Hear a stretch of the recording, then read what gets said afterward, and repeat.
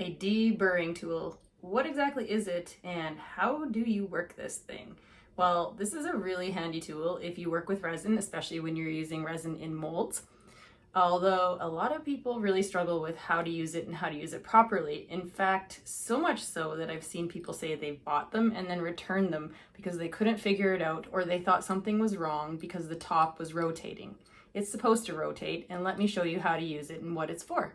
A deburring tool is a little handheld tool. It has a rotating head to it that has a blade along this line. It comes with interchangeable heads.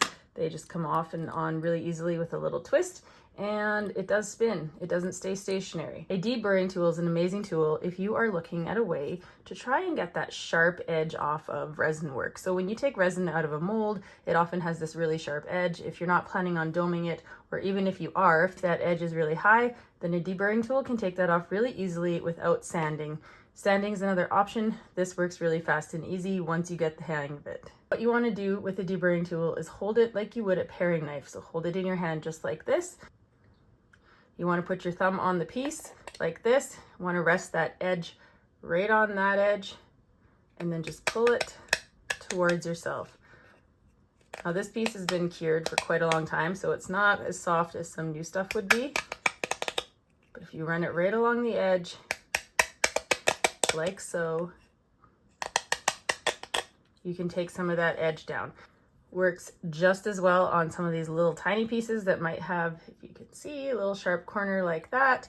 Same idea, just run it along the edge.